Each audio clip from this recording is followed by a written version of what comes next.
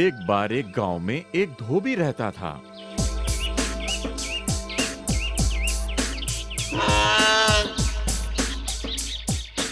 उसके पास एक गधा था जो बोझा ढोने में उसकी मदद करता था।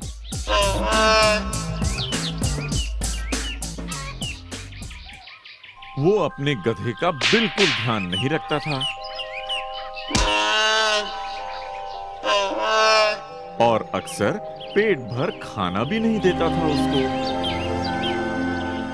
बेचारा गधा बहुत दुखी और कमजोर हो गया था। एक दिन धोबी जब नदी पर अपने कपड़े धोने गया, गधा किनारे पर खड़ा होकर उसका इंतजार कर रहा था। तभी वहां से एक गीदड़ निकला।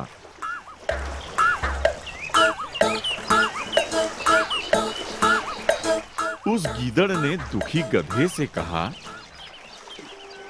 अरे प्यारे गधा, तुम इतने उदास क्यों हो? मेरा मालिक मुझे बहुत मारता है और पीटता रहता है। वो जल्द ही वापस आएगा और ढेर सारे कपड़े मुझ पर लाद देगा। अरे बेचारा गधा, तुम मेरे साथ क्यों नहीं चलते? मैं तुम्हें बहुत दूर ले जाऊंगा और मैं तुम्हें अच्छा खाना ढूंढना भी सिखाऊंगा। सच में सब लोगों के बगीचे में हम दोनों के लिए बहुत सारा भोजन है। ये कहते हुए गीदड़ ने गधे की रस्सी खोली और दोनों वहां से भाग गए। कुछ समय के बाद गधा और गीदड़ किसी दूसरे गांव में पहुंचे। वहां उन्हें गोभी और गाजर से भरा हुआ एक खेत दिखाई दिया। वाह, वो तो देखो।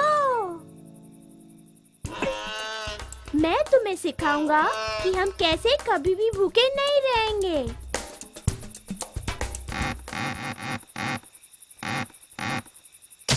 कितनी प्यारी और सुहानी रात है। मेरा दिल गीत गाने के लिए बेकरार हो रहा है। अगर हम शोर मचाएंगे तो मालिक हमें पकड़ लेगा। मुझे कोई परवाह नहीं, मैं आजाद हूँ और मैं जो चाहूँ वो कर सकता हूँ।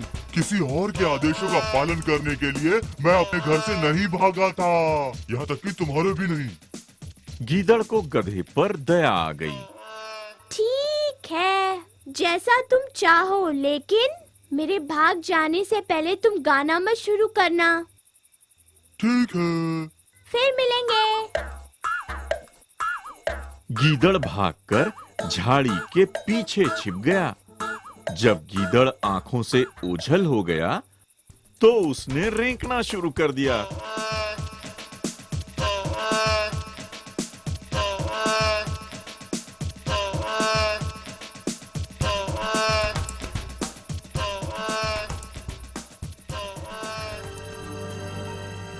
उस खेत के मालिक ने घर से बाहर निकलकर गधे को खूब पीटा। मेरी गाजर खाता है, ये ले और ले और ले, ये ले दुष्ट गधे। अरे, जब गधा बेहोश हो गया, उसकी पत्नी ने कहा, तुम उसे मत मारो, हम उस पर अपने बर्तन लादकर रोज बाजार जा सकते हैं। तो पति बोला, हाँ, ये अच्छा ख्याल है। और उसने उसके बाद बेहोश गधे के गले पर फंदा बांध दिया और वो बेचारा दोबारा गुलाम बन गया।